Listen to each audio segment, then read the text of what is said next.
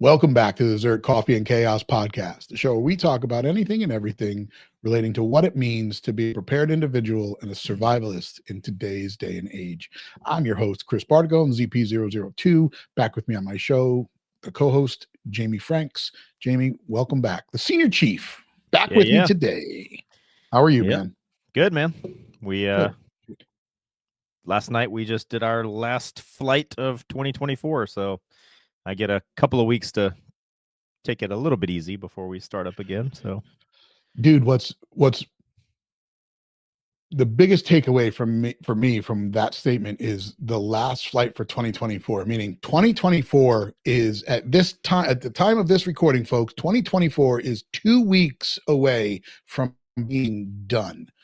I don't know, like, I know we probably say, and everybody says it every year, wow, this year flew by, but man, I remember it being like February, and the next thing I know, we're here. It's just insane. Now, what does it mean? Nothing. It really doesn't mean anything. I mean, obviously, there's some, things at the end of the year that always suck. I mean, sometimes business is better. Sometimes companies are in a worse situation, but a lot of weird New Year's resolutions, and the only thing that means is SHOT Show is next, and it's just absolutely crazy that here we are a year later. We've got some stupid weather going on right now. It's been raining, supposed to be raining all day. It's 60 degrees in New England, up in Connecticut, 60 degrees and pouring rain. So the snow that we had is gone. Yeah, I don't know. Like for some reason, that to me this year has been kind of weird. I don't know if it's like because of like all the drama around the election that basically consumed like the entire year. I don't feel like this year has flown by. I felt that way last year. Really? But like, I traveled. I took my daughter and we traveled back to the East Coast for vacation in July, and like to me that seems like that was a year ago. Like so it. But yeah, I don't know. Your trip this past summer. Yeah. Well, yeah. To me, that it doesn't feel like it was just yesterday. It doesn't even feel like it was 5 months ago. It in my memory, it almost seems like that I did that last summer or something. I don't know. Yeah. It's strange. Here's how wild this year has been. And I think I told you about it yesterday on the phone. At the time of this recording, we are recording today on the 11th of Wednesday, which makes Friday the 13th. Whoa, there it is. So Friday the 13th, I had reached out to Kyle from VTAC because he was doing a leadership in the shadows seminar at SIG. And he was like, are you going to be in Florida on Friday? And immediately I was like, huh? What? Florida on Friday? And then I remembered, I was like, oh, right. I'm supposed to be at a rifle class in Florida on Friday. Totally missed it. Totally off my radar. I didn't realize when I was sitting with him back in May and he said, are you going to be in for the class in December? I didn't realize the class was open for registration because I had just heard about it. And I was like, yeah. And then I didn't think anything of it. And next thing I know, I look on my profile. I was like, oh yeah, yep. I paid for it. I'm supposed to be there. Whoopsie. Hopefully they can get it filled. Unfortunately, I'm not going to be able to get down there. It's the wrong time of the year. We are 2 weeks before Christmas. It's actually going to be, a too tight of a situation to get into. Boom. That's what she said. I'm such a planner and quasi OCD or whatever. Like, anytime I'm planning anything like that involves other people, I make sure I touch base with them every so often. Like, hey, you're still coming, right? We're still doing this thing, right? Hey, we're still on, right? This thing's 3 weeks away. Okay, this thing's 2 weeks away. I had a similar situation where one of my good friends, if I said his name, you would know who it was. We spoke about this one time, and we said we were going to go to this Star Wars burlesque show in Los Angeles. Okay. And he's like, oh, that would be awesome. I'll get us tickets and we'll go. And it when we talked about it, it was like months away, kind of like your thing. And we only talked about it the one time. There was never any mention of it ever again. And then like the day of, he texted me and he's like, hey, I'm in LA. Are you coming? And I'm like, Shit. Like Yeah. I had not even thought about it until the day, and I still kind of feel guilty about it, but it was never spoken of ever again, other than that one time Yeah. where it was kind of like, hey, it would be fun if we did this thing, and then it was never spoken of ever again, man. Like, so Yeah. if And anybody's expecting me to be anywhere, you need to check in. yeah. Well, and here's the thing. Like I was tracking on the fact that there was a class in December. Mm-hmm. So let me just be clear about that. I knew that there was a class in December. I never got another notification about it. So I didn't think that I made the class. I didn't know that because I never gave a credit card when we had the conversation, but I had a credit card on file. So here's a tip for everybody out there. If you got a credit card on file for something, make double check, because what happened is I just thought I never paid for the class. So my slot was given to somebody else. I didn't realize that I paid for it.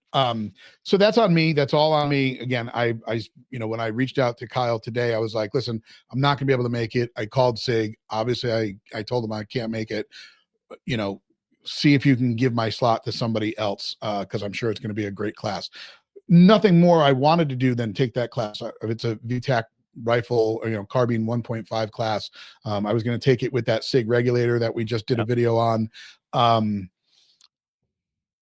And I will catch it the next time, I'm sure of it. But I did took a few classes this year, and while it's never enough, it just didn't work out. But anyway, I find it interesting that VTAC is doing a sounds like kind of a big class in December, because as an instructor, I have found that my lowest enrollment is always June and July and November and December. Like, so I'm pretty much contemplating, like next year, I don't even think I'm going to put any classes on the calendar for December, because my last class was only 4 people, and I don't even know if I'm supposed to teach a class on the 22nd, and I don't know if there's anybody signed up for it, because so there's one thing about VTAC classes, and I learned this in the past few years when I've taken the VTAC classes, is there is a group of guys. I guarantee you the people that are taking this class on Friday are the same people that I shot with last August for the pistol class. They told me one of the classes, it wasn't that one. I think it was the one that was in New Hampshire. There's a guy out there. He's got some kind of like algorithm written that it alerts him as soon as a VTAC class goes up on the SIG website, because they sell out so fast and so far in advance. It's a VTAC class, and you're getting to take that with obviously with Kyle Lamb. And that's what I love about that class, is when you take it with him, or when you take one of those classes, it's usually with him, and most times it's with with Chili as his AI, but if not, it's a SIG instructor. I wonder if other classes, and again, there's a boatload of instructors out there.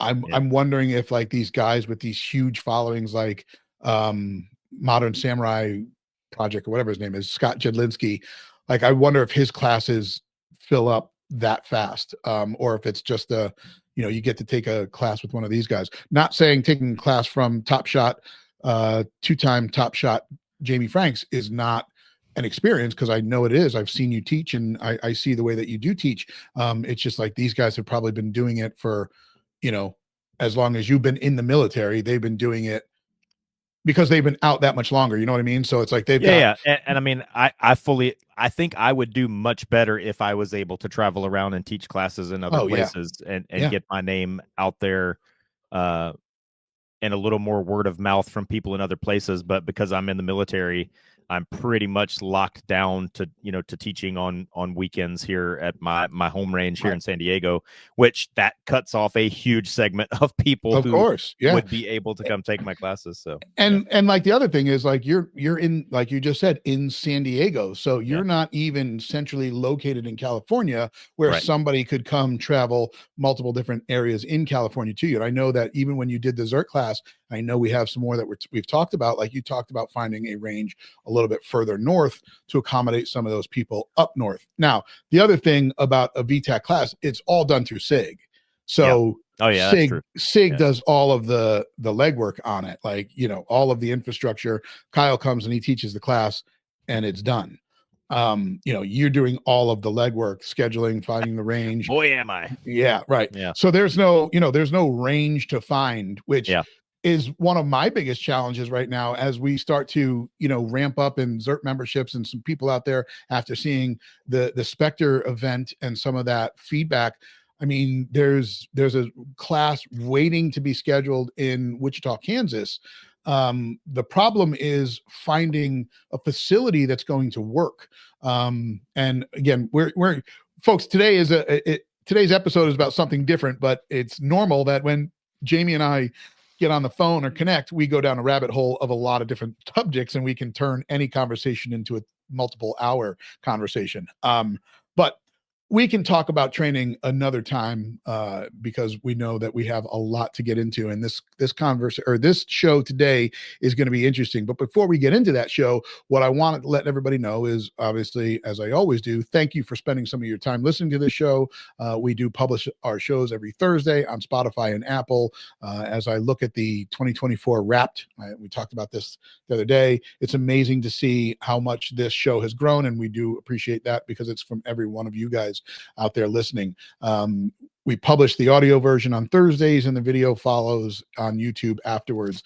Today's show, we're going to go ahead and dedicate today's show to there it is, U.S. Law Shield. U.S. Law Shield, legal defense for self-defense. Now, if anybody is not aware, as a ZERT member, you get a pretty awesome discount with U.S. Law Shield. You get a month free with those guys when you sign up using the code with ZERT. So if you are looking for that kind of insurance, and I hate to say the word insurance today because that's what we're going to be getting into, but if you're looking for that kind of protection, we'll say, or safety net, U.S. Law Shield is the way to go. There are others out there that do this, but U.S. Law Shield is one of the best that I have experienced. So remember, ZERT members, there are benefits to being a member. But today's show is about something a little bit different, a little bit more,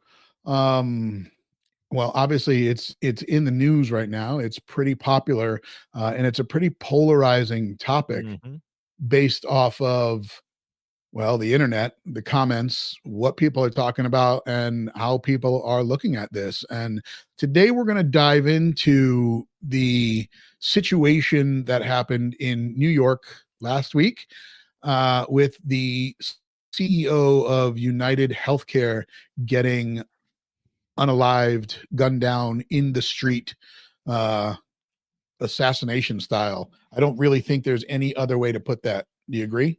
No, yeah, I would definitely call it an assassination. I mean, the difference between murdering somebody and assassinating somebody, like the definition of assassination is targeting a specific person to further a political means or political agenda. And I mean, that's definitely, this guy was targeted on purpose for a reason. So I don't think it's a stretch to call it an assassination. I mean, which it's pretty interesting, and we're going to get into it a little bit, but I just want to put one point out there real quick.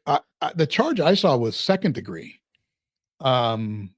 I didn't see first degree up on the information out there as of yet. Have you seen different? No, but as far as that goes, that's not something I would have really paid much attention to, like what he was specifically charged with. I mean, we all know what he was arrested for. Right. But first, I mean, it wasn't, obviously the difference between first degree and second degree is premeditation. Correct. And it leads to a lot more, I guess, a lot more jail time, if you will, if it's premeditated versus second degree, which is very interesting. But anyway, we're going to get into it now.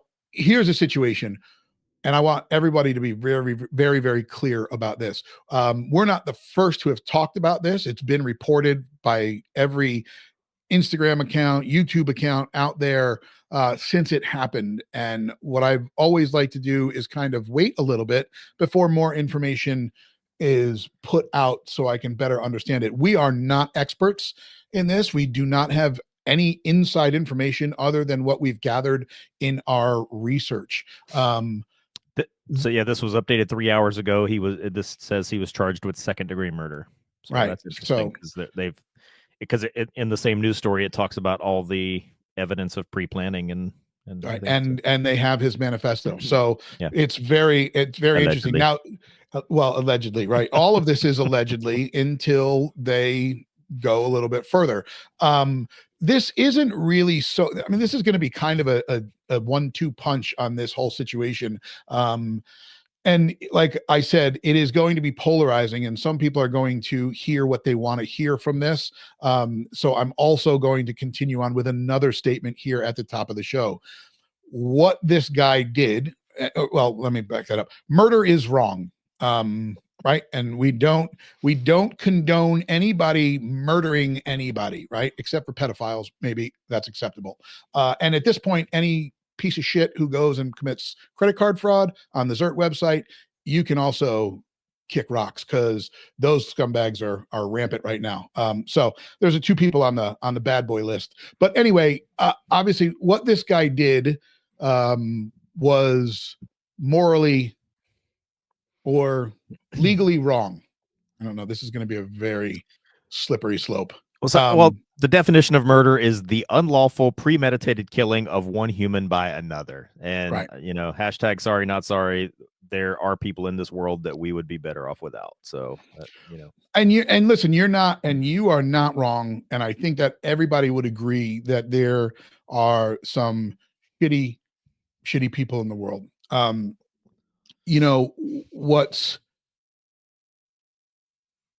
And so there's not a lot of information out about the reasons behind it. Yes, there's a manifesto out there, but we can all speculate as to why we did this. We all have to pay insurance, whether it's health insurance, car insurance, life insurance, any of that. I will tell you very vividly how I feel about insurance companies as we get into this show. And I'd love to hear from some of you guys if you feel the same way. But what we do know is the kid's 26 years old, and he's a kid, 26 years old, right? He was a valedictorian at an Ivy League school. He was denied bail. He comes from a well-to-do family. This is what I know. He was noticed in Pennsylvania at a local McDonald's and was arrested shortly thereafter. He had a manifesto on him, allegedly. And in that manifesto, he listed basically what was the reason behind it. The last piece of data that I have seen is that there are people allegedly calling and wanting to pay for this guy's legal fees. So those are the facts that I took out from all of this. And Jamie, you probably have a little bit more to add.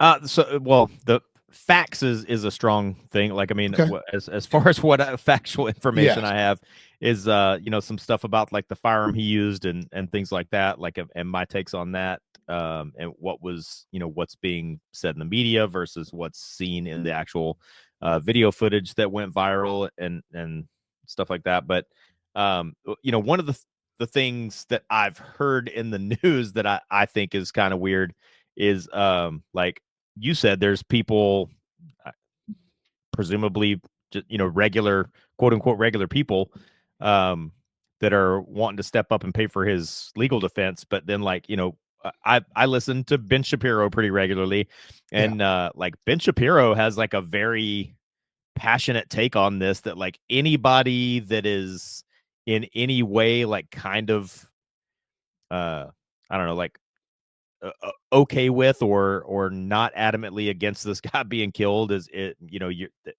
it's an indicator that you're on the far left, and it's the people on the far left that are kind of making statements, in support of this guy getting killed and stuff. But I'm definitely not. Wait, hold on. Let me just back it up. Meaning Ben Shapiro is saying that this guy was rightfully executed?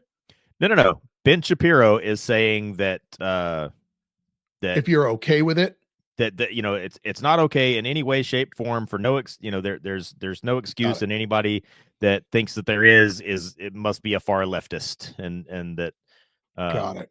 All these people that are kind of, because it's a spectrum. It's not a 1 or a 0, but anybody that's leaning towards the side of the assassin, you must be an extreme far leftist. And I don't think that's true, because I kind of lean towards the assassin on this one, and I'm definitely not a far leftist. So, but we can get into that. But and that right, and that goes to what we're going to kind of get into with insurance and kind of how we feel. I think it's going to come down to, and maybe that's why it's not first degree, maybe it's second degree, is, was he in a sound mind? Did he have some kind of mental snap at the end? I think it's a fair assessment to make that most people get angry at the institution or at big companies or even at the asshole that just cut you off on the road, right. But we never take it to that next level. And in his manifesto, he obviously his last sentence is, he makes a statement that he was the first one to, obviously take this level of measure. And I think for Ben Shapiro to, like, I think maybe he's coming at this as a person who saw what happened and saw that this person was murdered, was assassinated, was killed, because of like an idealistic reason. And I think Ben Shapiro knows that there's probably plenty of people out there that have an idealistic grudge against him as well, because he's been very honest about that. Like, Ben Shapiro has private security and stuff like that. So, Ben Shapiro may be trying to take the stance of like, this is not okay ever, because he knows his name might be on somebody's list. But right. But I mean, you look at, yeah, exactly. That's when you are outspoken about things. But again, this guy, well, we don't have all the facts, so we don't know why. But I mean, there's been movies about this entire situation, right? Yeah. John Q. What was it? What was that movie with Denzel? John Q. Oh or my something? God! Don't get. If you want to stay on topic, you can't bring up John Q. Okay. But I hate that movie with a freaking passion. Okay. Well, look at that. That movie should have been 10 minutes long. John Q should have gone into the hospital, taken hostages, and the police sniper should have shown up 5 minutes later and shot him in the face and rolled the credits. Because, the whole premise of that movie is, well, he's a terrorist, but he's a good terrorist with a heart. Like, and all right. But anyway, there's a better example that I was going to cite, but I can start just by saying, like, it, regardless of which side a person comes down on, whatever side of the discussion I'm on, or you're on, or our listeners, it is a pretty provable, quantifiable fact of like American life. America loves outlaws. Like, America loved Jesse James and John Dillinger and Billy the Kid and Bonnie and Clyde. Like, there's this romanticism around it, and America loves it. And like you said, like, there's movies about this, but one of the most popular television series of all time was predicated on a guy whose insurance would not cover his medical bills, and so he had to cook meth and turn into a drug dealer to cover his medical expenses. And like, right. that is one of the most popular TV shows of all time, Breaking Bad. And so, God. Should I leave the podcast if I tell you that I never saw it? Well, if you're going to leave the podcast, it should be to go turn it on and start watching it. All right. But yeah, I mean, so this is not like, nobody should be surprised, but that somebody would be this passionate enough to do this for that reason, because like you said, there's been movies, there's been entire television series, like everything. Yeah. So like, this is kind of a common thread. You and I on the phone yesterday, we have both had not experiences that so far I would be willing to kill somebody over. Right. But like, this is one of those things that like ends people's lives and ruins people's lives. And that was the thing that was in the media, was that I saw repeated in several different ways, was, that it is kind of a fact that these insurance companies are getting massively rich while their customers are dying. They're Right. making massive profits while Right. people are languishing and dying. And so okay, I think a lot of people feel that if the legal system is not going to hold these people accountable, and if the government is not going to hold these people accountable, and their peers in the medical and insurance industry are not going to hold them accountable, then me as a private citizen, obviously I don't have deep enough pockets to try to sue this guy to hold them accountable. But what can I afford? I can afford a 33-cent round of 9mm, but and here's the other piece of that, like holding them accountable. And this was brought up today. Like someone said, well, I wish that he just took him and held him captive and put him on camera and went live on all of these large platforms and made him tell the truth about what was going to happen. I was like, listen, that is a very naive and naive way to look at it. And you wish that the world was like that. And that probably happens in a Christmas movie on Hallmark, or the Griswold Christmas Vacation movie where they took away Christmas bonuses, but it just doesn't really happen in real life like that. Yeah. Like, it just doesn't. I'm sorry that it's not rainbows and unicorns, but the world is a harsh place. To your point about what we talked about on the phone yesterday, when I have had to get on the phone with my car insurance or my health insurance, I am a dick. Sorry. I let them know that their best course of action for most people is to make it as easy as possible to never even think about them in my life. So my insurance company, just keep charging me. Don't ask me to sign anything. Don't reach out to me. Don't let me know that my auto pay is about to go through, because at some point I'm going to look at my insurance and what you're robbing me for. And that's a fact. You are robbing me every single month.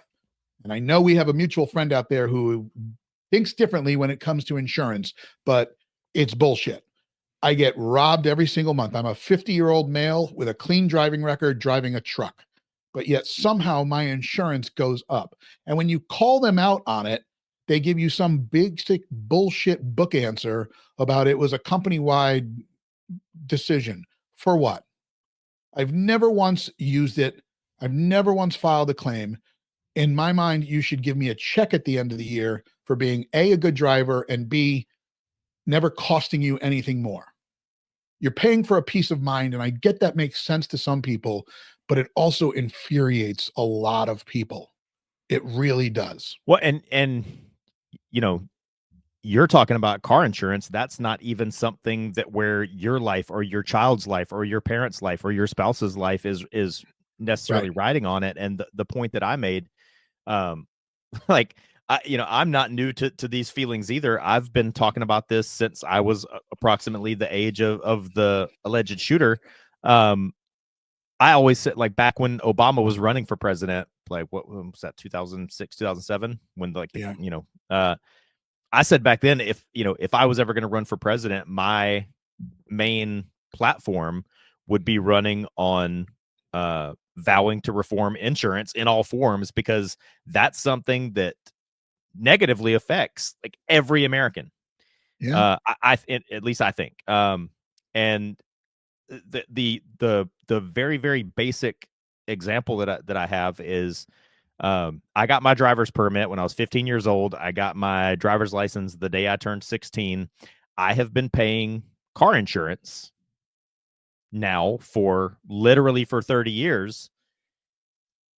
During that time, I have made a grand total of 2 insurance claims in 30 years, and both of them were very minor.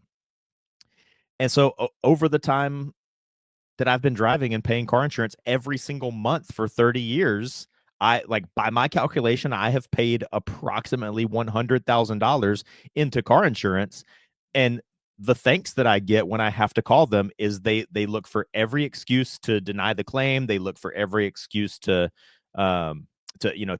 increase your rates, or one time, one of the insurance claims that I made, it was initially denied. I had to pay everything out of my pocket, and I had to fight with them for about 7 or 8 months until I finally got high enough up into the organization that they realized they had made a mistake and paid me back. And this is all car insurance again. Like my life was not in danger. My life was not on the line, because like if that had been a situation where I needed some desperate time critical health care for a terminal medical condition, and I was starting to get to the point where I'm probably going to die anyway because you're refusing to cover this thing that I was supposed to have. Yeah, and that's a whole separate I may have situation. some bad news for you, Yeah. But and the reason I started with car insurance is because obviously, it's a low number and it's not that high risk of a situation, but you take health insurance. Now, I've been a business owner for the last 4 years. I don't work for a company that pays my health insurance. I mean, the last time I worked for a company that paid my health insurance that I remember was really affordable was when I was living in Florida and I was a store manager for Goodyear. And this is when I was in the automotive industry way before firearms. And I believe it was like, 40 or 35 or $40 a week out of my paycheck for health insurance. Now, times 4 weeks. I mean, even if it's you're talking $120 a month for health insurance on a group plan. And it was good health insurance.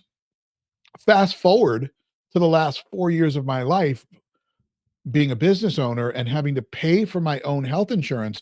That was $750 a month is what I was paying for health insurance for something I rarely used. Now, $750 a month. And then I had a $4,000 deductible, which I had to meet. I went in and I had a knee replacement. And then at the end of it all, what do they give me? You want to take a guess? No. A bill for $9,000 additionally. So my $750 wasn't enough every month for however many years. The $3,000 or $4,000 deductible wasn't enough. Then they come after me for another $9,000. I was like, you have got to be kidding me. Now, that's me for one person. I mean, imagine a family plan at that. Mm-hmm. You're talking triple that, depending on how many people. And then you're going to get a claim denied for something that you need. Or something that you have a piece of paper, like this contract, this binder, this policy that says that this thing is covered. Right. And now they just come back and go, nah. Right. So that's probably some of the mindset out there in the country. Or maybe across, in the country, we'll just talk about here. There are a lot of enraged people, and these enraged people have been dealing with the economy and the shit show that our country has been for 4 years, 3.5. Goes way back further than that, and longer. But yeah, what we've been dealing with inflation over the last however many years that we've been in this current administration. Yes, people are feeling a bigger financial pinch than probably anybody has felt since the 70s or 80s. Right. Now, Obama came out with Obamacare, and I've got problems with that. Just like I'm sure a lot of people do. My problem with that at the time, because again, I was working for a company, but they didn't provide health insurance because they were smaller. I was forced to go out and get my own health insurance again at $500 a month. That's how much it's gone up since then. So now we're over $750. I think the last time I looked, it was closer to $800. But I'm forced to go get health insurance. Oh, and if I don't, I get penalized. Okay, well, when I gave them, when I had to go to the exchange to get it, they asked me what I made, and they're like, no, you don't qualify for this or the Obamacare, but so here's your health insurance, and it's as much as a car payment. It's like, what? Well, who does qualify for the shit that you're making me get? Oh, the people that make goose eggs. Like, wait, what? How is that possible? I make enough to survive at the time, and now I'm being forced to do this. So listen, folks, there's a lot of people out there that feel this way, that have major grievances far Right. beyond what we've even given as examples. Right. Because don't think about family who's got a child with leukemia and they or whatever the case may be, or something that is maybe not leukemia, because I feel like that would probably get some kind of priority, but maybe it's something rare, some rare disease that is causing some kind of, and it's like, no, yeah, sorry, don't qualify, can't approve that claim. That would drive a sane person to snap. Mhm. And that's just reality, guys. This may be one of those pill bottles that you look at that says this is a hard pill to swallow, but I don't think that we're making shit up here. No, and I mean, to me, it comes down to, it's one of those things where, if there's enough traction behind this and it becomes a will of the people kind of thing. I mean, because at the top of the show we talked about like what is the Webster's legal definition of murder, and it's the unlawful killing of another person. Well, who gets to decide what's unlawful? Because at Lexington and Concord, the the colonists that fired on the British military, well, that was unlawful until they won, and then it wasn't unlawful anymore. So if enough people want to affect change, that can happen, and then we can start changing definitions, and hey, this is not unlawful anymore. But yeah, I mean, it just makes me, and again, sure, it's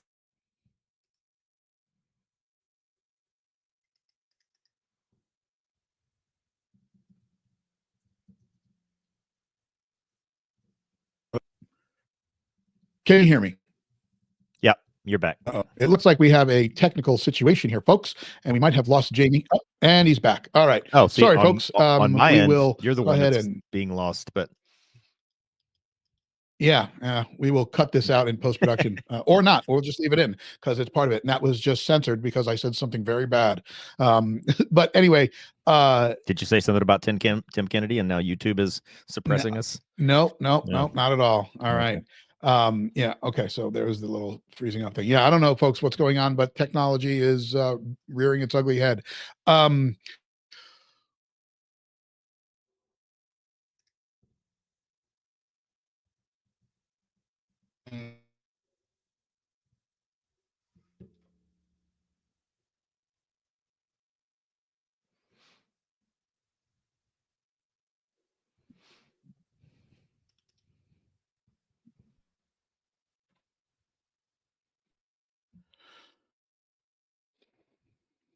Okay, you're back.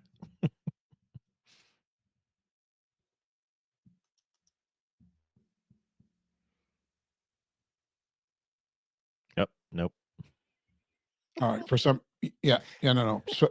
For some reason, it kicked me over to the extender. Huh. Can you hear me? Yep. Okay. For whatever reason, it kicked me over to the extender. So I'm just going to mark this 3856. And we'll cut it out. All right. Stand by a second.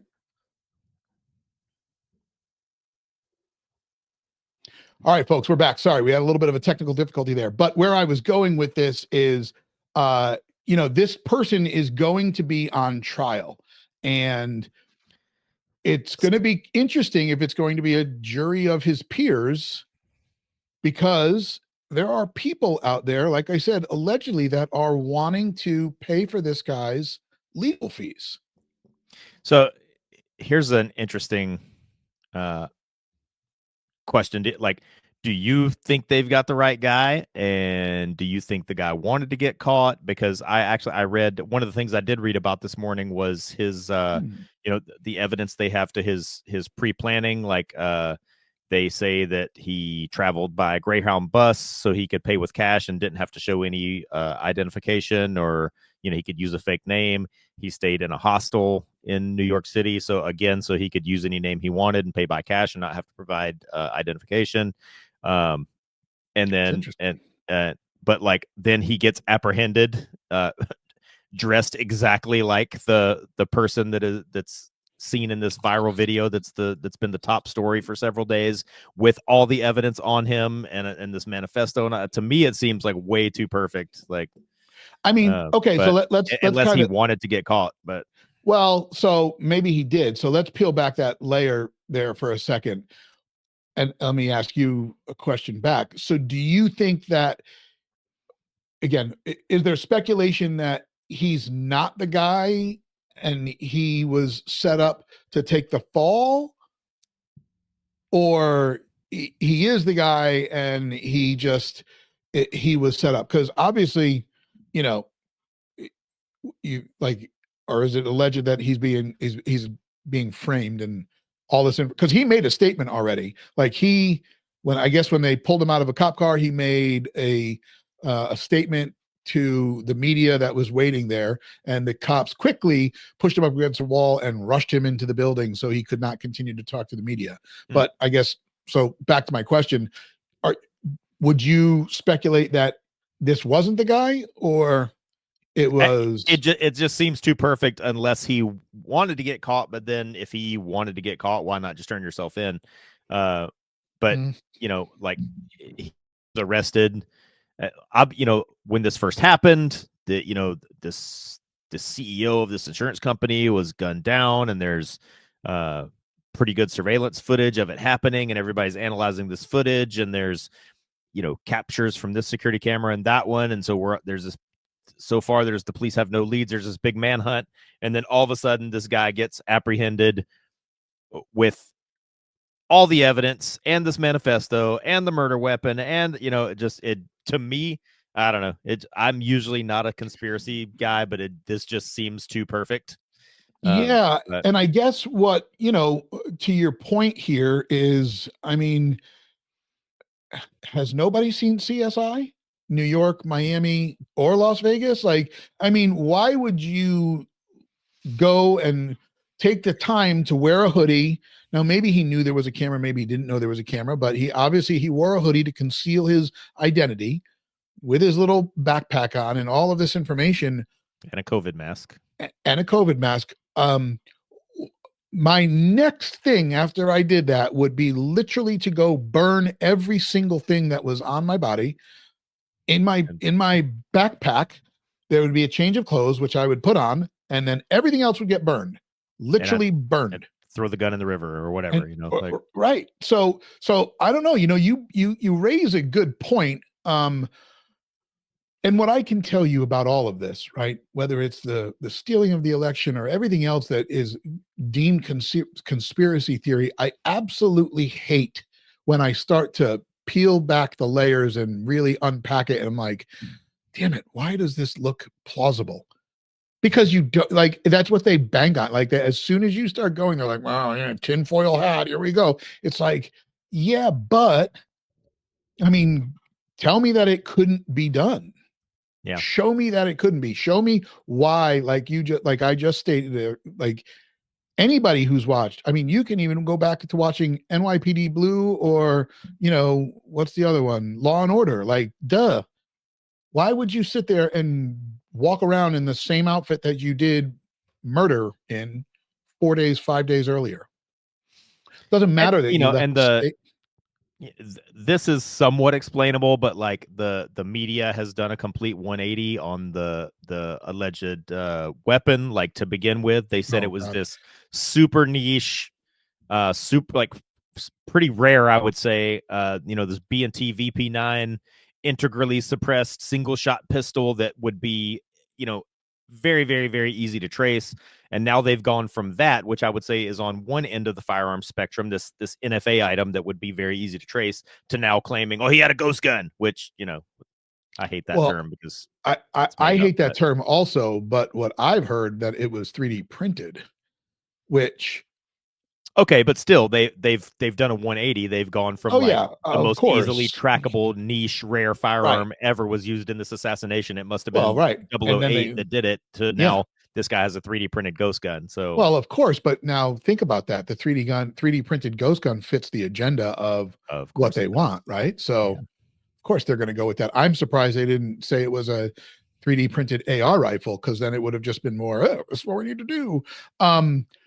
I'm shocked though, because I thought everyone's safe in New York City because it's a gun-free zone. So I don't know. Right. Clearly, he didn't like. It's a gun-free zone. You can't be killed there. There's no guns Yeah, because that's that's airtight logic. logical, airtight logic. Um, But the you know the most obvious explanation for that is that here once again we have an example of cops that don't know shit about guns.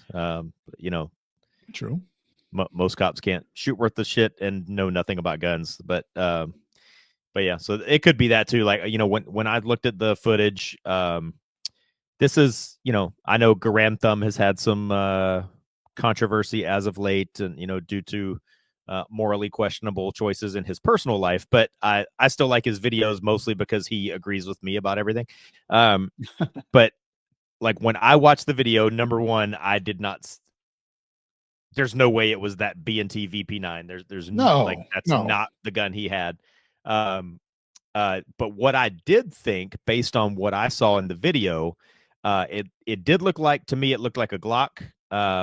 And because when he fired, his first shot was way low. It shot the guy in the back of the calf. So his first shot was way low, and he was having to cycle the gun after each shot, which like most pistol suppressors like suck anyways. That's why like during Vietnam and stuff, like in special forces, when they used suppressed pistols in special forces in Vietnam, they used revolvers so that the gun didn't have to cycle. So the guy was having to cycle the gun manually. It looked like it malfunctioned at least once, and then after that, he was cycling it in such a way just to make sure it didn't malfunction again. But as an instructor, I have the exact motion and everything he was doing with his hands. I've seen students do that 1,000 times with malfunctioning semi-automatic handguns. Modern suppressors have, I think it's called the Nielsen device. It's that little. It's basically like a nozzle that's built into the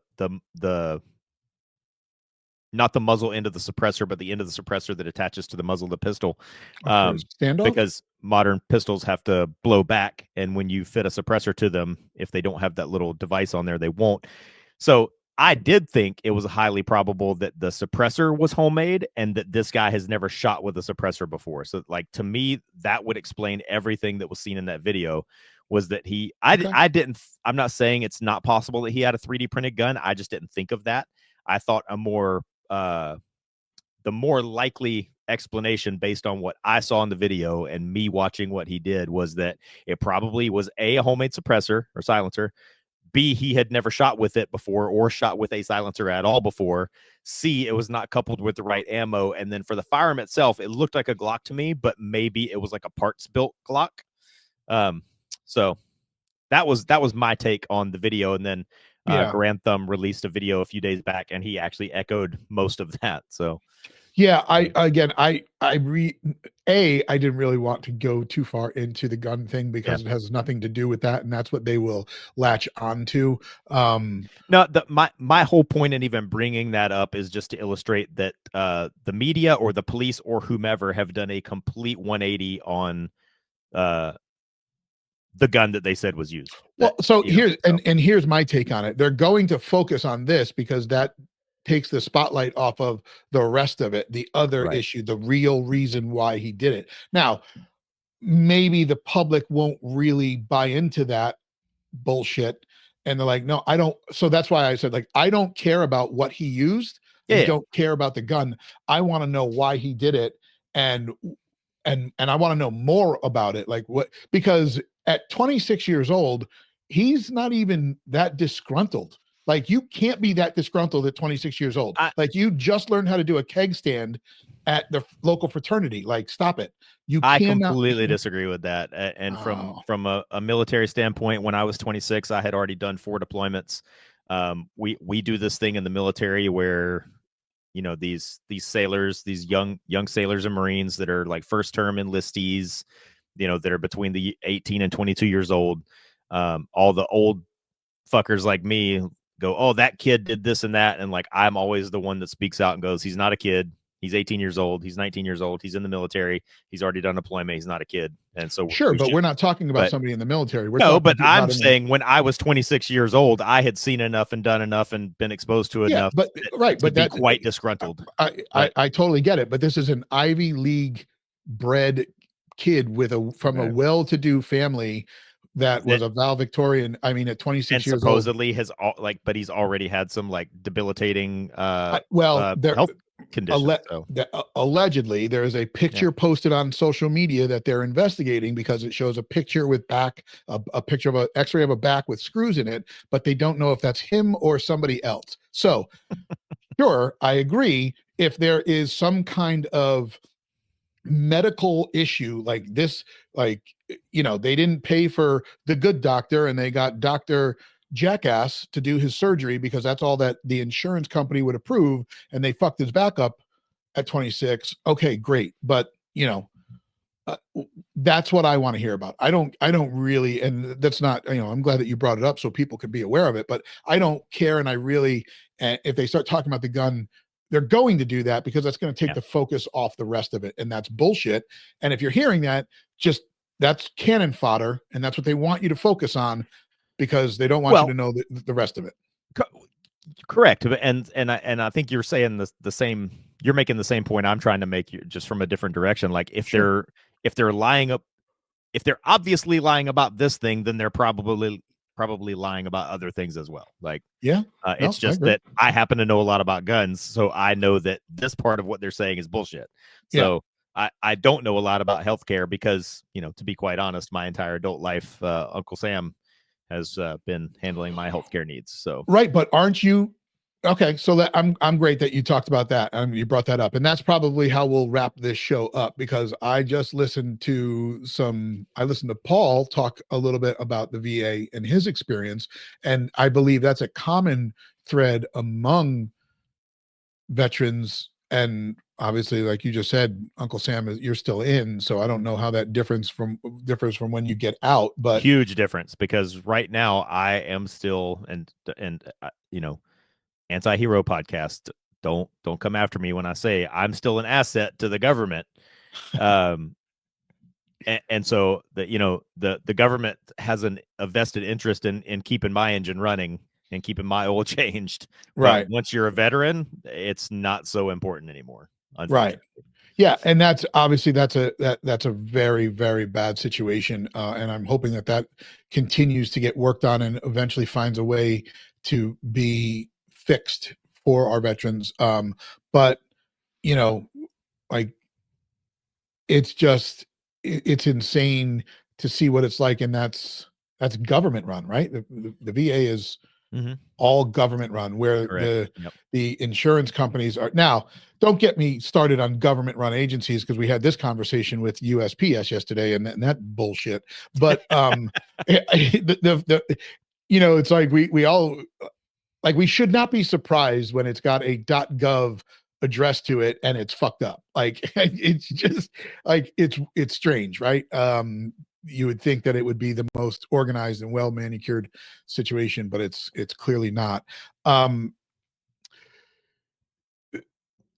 You know, at the top of the show, we talked about this being a polarizing subject because when I look at my social media news feeds on this thing, there's literally memes out there with another CEO from another health insurance company saying, hey, this guy he's the head of this insurance company. If anybody out there cares to know, it's just like, I mean, you got to look at it two ways, right? Like, how fucked up is that as a society that we're literally saying, hey, look at this guy. He could be next. He should be next. And putting that out on social media. Like, I'm not doing any of that. And I implore any of you out there, whether you think it was the most justified thing in the world, remember what you put on the internet is forever. Reddit had this guy, Luigi's manifesto on there. An hour ago, I went and I downloaded it and I have it. I just went to do it on this computer before the show. It's removed from Reddit, of all places. So They don't want you to, but I still have it. So it was on the internet. It might be gone, but other people have taken a screenshot. Where I'm going with that is whether you agree with this guy or not, if you start engaging in that kind of rhetoric, it may bite you in the ass. And I'll just tell you from it, if you need to go work for a company and they say, pull up your social media for the last 3 months, are they going to hire you? I'll just leave it at that. What you post on there, are they going to hire you? Well, if they don't, you know what to do. Oh, folks, please don't cancel us. YouTube, please, Spotify, Apple, please don't cancel us. Anyway, so where I was going with that is there are people on my feed saying that, this guy is a hero. I don't necessarily agree with that. No, I would not necessarily agree with that either, but a hero of the people. Again, I don't necessarily agree with that. Do I think that he felt justified in his actions? Well, clearly he did, because he let you know about it in his manifesto. Do I think that his actions are going to change anything? Not a fucking chance. Well, yeah, but we're talking about it, and sure, and maybe not, but maybe that factored into his plan is get enough people talking about it, and maybe there's some other guy out there that was teetering on the edge, and now this will push that guy over the edge, and But does that change anything? Well, here's the other thing. I don't know. But if it does the end justify the means? Or does United Healthcare hire a new CEO in 3 months, but now he's got security, and his role is to then go and just make more margin and more profits than the last guy did. The bottom line, folks, is what we said, and I think you touched on it earlier in the show. These insurance companies are out there getting rich on the backs of you. They probably get bonus, like a guy like this guy who got this 50-year-old CEO, and I don't know his name, and I don't care what his name is, and that makes me an asshole. That makes me an asshole. But I guarantee you that this guy's bonus was based on how much money United Healthcare kept in their pockets instead of paying out. That's probably a fact. Now, find me an insurance company who has a CEO that gets paid a bonus on how many claims he approves and how much they help the American people, and I will champion for that guy all day long. And I will push that company, and I will partner with that company. But it's not out there. No, and it's another, this does tie in. We talked about how these types of things they're so ingrained into our culture that they have been the subject of TV and movies and stuff like that. And it's this kind of ties into Fight Club, with Project Mayhem, and at the end of Fight Club, Project Mayhem detonated all those skyscrapers and all that stuff. And coming just off the heels of the election, a lot of people seem to have a lot of grievances with the government. But when you go into any major U.S. city and you look up at the top of these tall skyscrapers, they don't say U.S. government at the top. They say United Healthcare, and they say Bank of America, and they say Wells Fargo, and they say Merrill Lynch. They don't say U.S. government. So, yeah. As we wrap up, do you have any more on this that we have not touched on? Nope. Okay. As we wrap today's episode up, this is one more than ever that, if you're still listening at this point in time, I would love to get some feedback from you, whether it is on I like that, Apple podcast or Spotify. We hope that you are listening, and we do appreciate it if you are. But I would love to hear some feedback on this episode, or if you want to wait until the video portion of it comes out and do it on there over on YouTube, head over there and do that. And I want to hear the feedback, just because I think it's important, not for any other reason, but maybe we're maybe we're all on the same page and we all feel like this guy, while it wasn't awesome, he's on the side of the righteous, if you will. And justice may need to, I don't know, take a look at it a different way.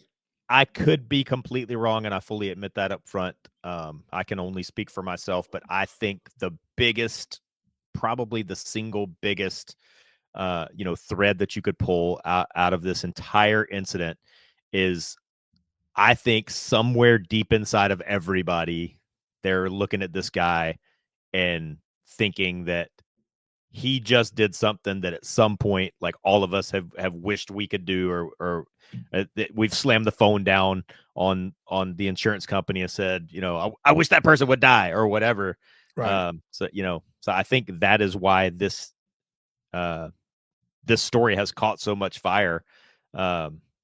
Because I do think on some level, a lot of people have wished that they could do the same thing, or that they've wished that would happen to their insurance company. So yeah, it's very true.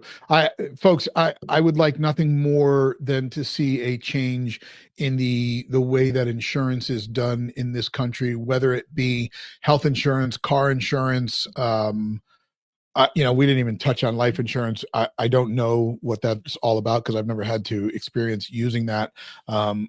But I hope that it changes. I hope that things do change. And I hope that if there's many of you out there that are listening and you're experiencing something like this, you can figure out a better way to maybe go with a different company, find that company who the CEO gets paid on how many claims they approve rather than deny. But please don't make any harsh decisions that's going to end your freedom or end you in jail.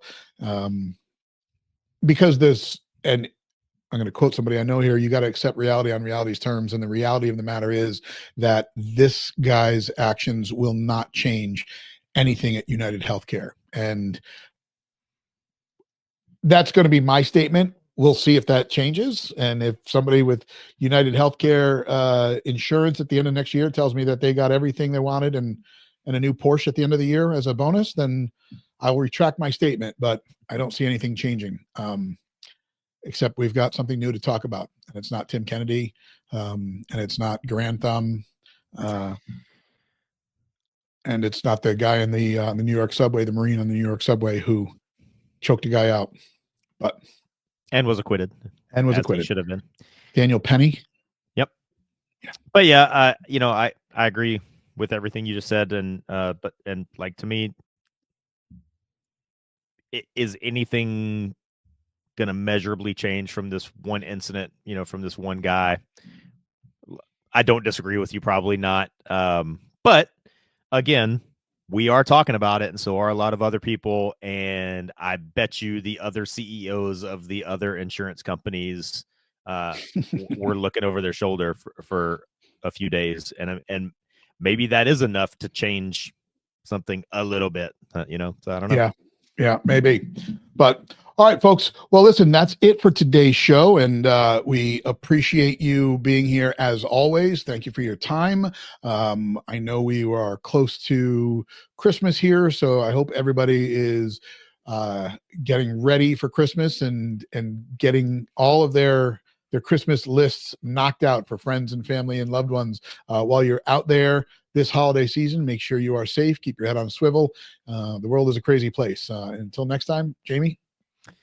If you're traveling this holiday season, just remember, if you're stressed out from the travel and the airplane ride, when you get to where you're going, take off your shoes and your socks, walk around barefoot, and make fists with your toes.